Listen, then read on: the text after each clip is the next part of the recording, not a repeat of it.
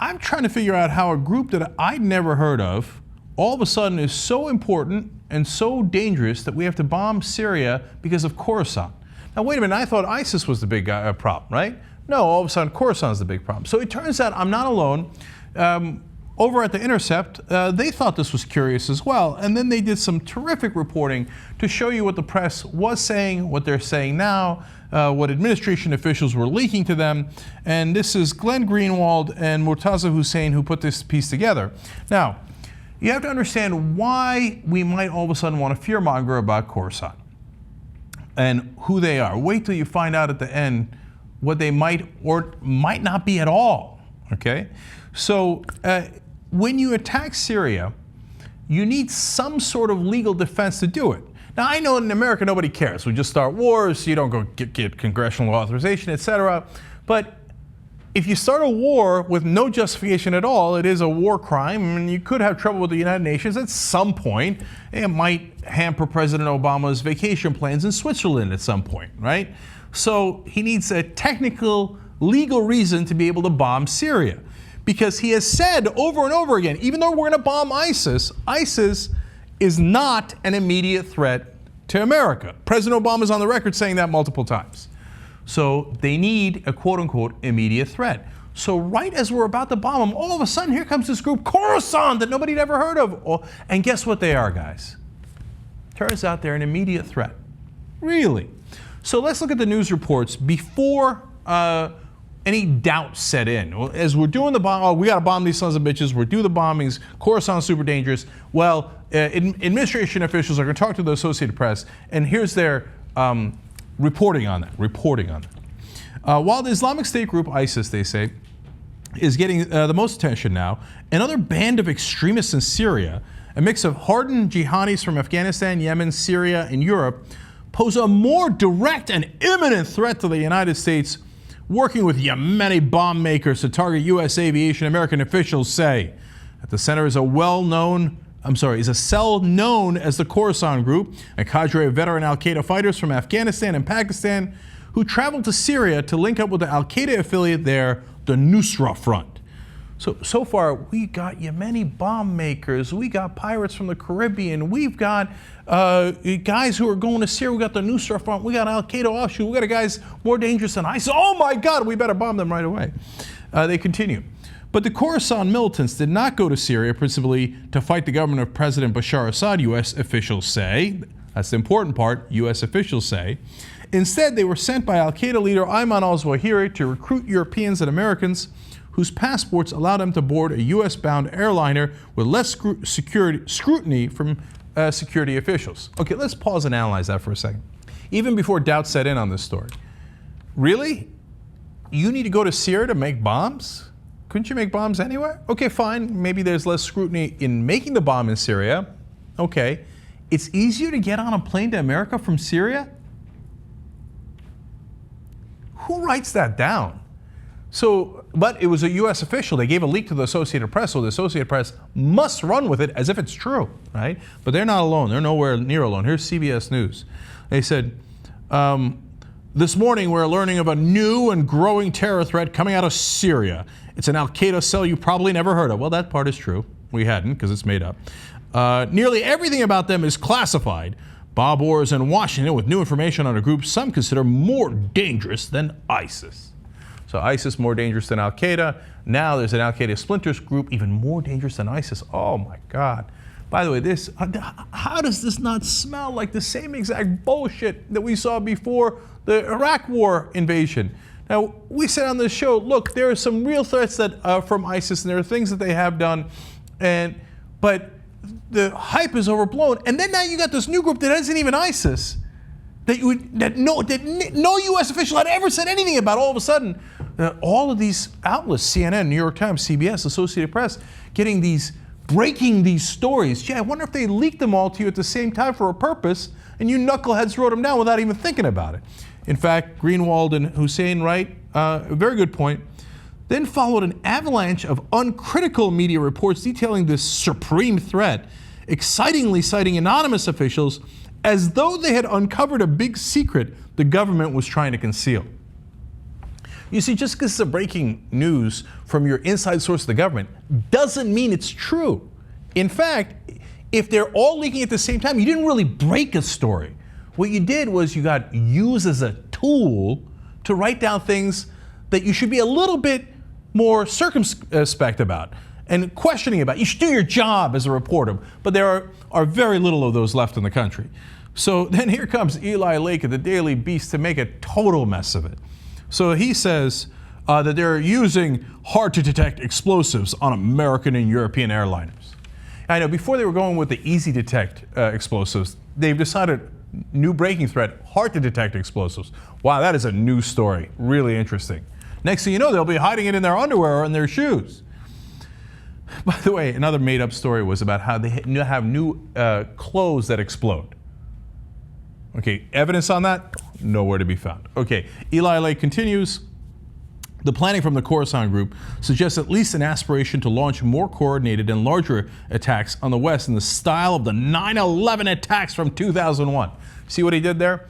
At least an aspiration. Aspiration means total bullshit.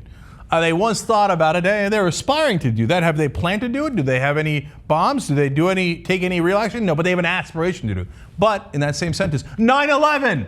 9/11! To do things worse than 9/11.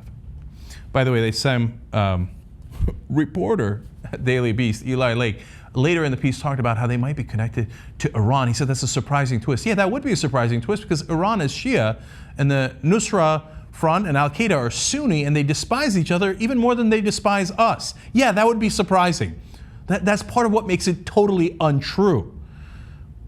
I don't know if he does propaganda on purpose or he's just a tool and doesn't know a thing about foreign policy, which he writes about. Okay, so now we go to the culprit behind Khorasan, the leader of Khorasan. The official said, this is in the New York Times, said that the group is led by Muhsin al-Fadli, a senior Qaeda operative who, according to the State Department, was so close to bin Laden that he was among a small group of people who knew about September 11, 2001 attacks before they were launched. And another piece of reporting, another outlet said that he was one of the financiers behind 9/11. Interesting, because I read in the article, now The Intercept didn't point this out, this is part of the reading I did last week, that Fadli was now dead, you know, he's one of the guys we bombed, at 33 years old. Let's do a quick math on that. So on 9/11 of 2001, when he was financing and leading the 9/11 attacks against us, he would have been around 20 years old.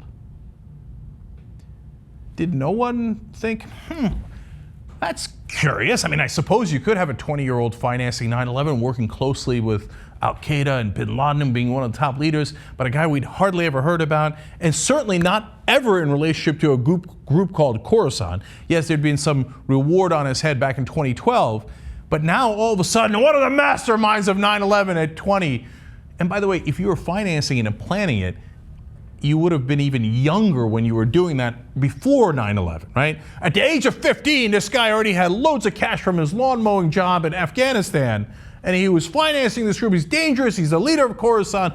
What other bullshit do you have for me? Okay? Look at how miserable the mainstream press is in America. All these outlets, CBS, New York Times, Associated Press. Oh, I have an inside source. I have an inside source. Yes, sir. Let me write it down. Yes. Oh, okay, I will do stenography for you. I am the best stenographer there ever was. Oh, this Khorasan is so dangerous. That was worse than 9/11, worse than ISIS. Jesus Christ. Okay, so what does President Obama do after they leak all this stuff? He says, once again, it must be clear to anyone who would plot against America and try to do Americans harm that we will not tolerate safe havens for terrorists who threaten our people. Now, why do I give you that quote? Because that's President Obama saying, see, I attacked Syria because they had a safe haven there and they were going to attack America. Luckily now they're not going to attack America because we hit the group that we had not talked about before. Because ISIS, we already told you, was not going to hit America. So, but this new guys, they were going to hit America, and we got it. All right, now, all of a sudden, after we do the bombings, after all this is reported in the headlines, they then whisper to the press, we didn't really mean it. Here, let me give you the quotes. Then CNN turns around a couple of days later. The official said the group posed an imminent threat But another U.S. official later said the threat was not imminent in the sense that there were no known targets or attacks expected in the next few weeks. When there are no known targets or attacks, yeah, that would not be imminent. That would be the opposite of imminent. Okay? We're not anywhere near done yet. Then a U.S. counterterrorism official says Khorasan has the desire to attack, though we're not sure their capabilities match their desire. Okay, if you haven't figured out by now that this is totally made up by our intelligence community, by our government, you're not paying attention, okay? It's not that there aren't guys down there who are bad guys. It's not that al-Fadi didn't do something wrong. God knows, so you'd have to prove it, but of course we never do anything like that, right? It's not that he's not part of al-Qaeda, but is there a group called Khorasan that was actually planning to imminently attack the United States? Fuck no, there isn't. No, there isn't, okay? I'm gonna show you more in a second. Imminently attack, they had a desire to attack. Do you know how many people you can point to in Syria and Iraq that have a desire to attack us? Okay, here now we go back to the New York Times, the guys who were not skeptical before. All of a sudden they got a guy coming out to cover his ass in case he gets caught, and he says American officials have given differing accounts about just how close the group was to mounting an attack and about what chance any plot had of success. One senior American official on Wednesday described the Khorasan plotting as aspirational and said that there did not yet seem to be a concrete plan in the works. This is coordinated. So they go out and say it's coming, it's imminent, etc. Then they go out a couple days later, they already did the bombings, they already got approval, they already got their applause, and then page 827 they bury, so they could later say in congressional testimony if they ever get caught, but they won't because nobody ever holds their feet to the fire. They could say, oh no, I also told the New York Times that it was not imminent just a couple of days later. I told them a couple of days later that I was totally lying to them earlier. But they printed that in the headlines, idiots. They put it in the front page, dummies. We use them, so what? Well, no, I've got my ass covered. All right, more ass covering. Now this time to the Associated Press. The guys who were the first quotes I read you about, oh my God, they're coming. Now listen to what they say. Senior U.S. officials offered a more nuanced picture Thursday of the threat they believe is posed by an al-Qaeda cell in Syria targeted at military strikes this week, even as they defended the decision to attack the militants. Now here's my favorite part. James Comey, the FBI director, and Rear Admiral John Kirby, the Pentagon spokesman, each acknowledged that U.S. did not have precise intelligence about where or when the cell, known as the Khorasan Group, would attempt to strike a Western target. Kirby, briefing reporters at the Pentagon, said, I don't know that we can pin that down to a day, a month, a week, or 6 months. We can have this debate about whether it was valid to hit them or not, or whether it was too soon or too late. We hit them. And I don't think we need to throw up a dossier here to prove that these are bad dudes. Oh, why didn't you just say so? Oh, they're bad dudes. Well, that's why we have a legal reason to go into Syria. Because we had to get the bad dudes. You don't need a dossier for that. It doesn't matter. We already hit them. We already killed them. What difference does it make anyway? They're already dead. But trust us, they have now been downgraded to bad dudes. Richard Engel, who's actually a very good reporter, earlier had put out some reporting that he got from his sources inside the administration, like a lot of others did, saying, oh my God, this new group, this is what the government is talking about. And he now turns around and says, Syrian activists telling us they've never heard of Khorasan or its leader. Never heard of them. Now, when I said earlier that they don't even exist, you thought probably that's hyperbole, I'm exaggerating, right? Not exaggerating. Listen to this. We go to Andrew McCarthy. He's writing for National Review here, but he's a former terrorism federal prosecutor. He says, you haven't heard of the Khorasan Group because there isn't one. It is a name that the administration came up with, calculating that Khorasan had sufficient connection to jihadist lore that no one would call the president on it. Khorasan is something that they had roughly referred to in the area of Pakistan and Afghanistan, and it's not really a group per se, and it certainly isn't in Syria. And they figured people have heard of that before, so they'll let us give us a pass on it. Now you think, well, okay, well, I mean, Obama administration wouldn't do that. Well, let's go to former U.S. ambassador to Syria for the Obama administration, Robert Ford. Here's what he said. We use the term Khorasan inside the government. We don't know where it came from. All I know is they don't call themselves that. There's a guy from inside the Obama administration saying, that's a term we use when we don't know who they are. There is no Khorasan. It's made up. We used it so we can turn around later and say, oh, everything we did was perfectly legal. This Khorasan group had a desire to attack us maybe 6 months from now, but don't worry about it, they were bad dudes, even though nobody calls them Khorasan and they're not really a group in Syria. Your government is lying to you. Now, a lot of you already know that, and you don't find that as a shock, but it is a little revealing to see the details and the brazenness with which they lie, right? But what's really sad and pathetic is the establishment media that just goes along with it. And Greenwald and his co-writer here at The Intercept did a brilliant job with it. We noticed it, but now that this article is out, forget like piecing it together, right? But now that the article is out and it's obvious, right? Are all these other groups making retractions to CNN, New York Times, CBS, all of them coming back and saying, my God, we're so sorry that we got used?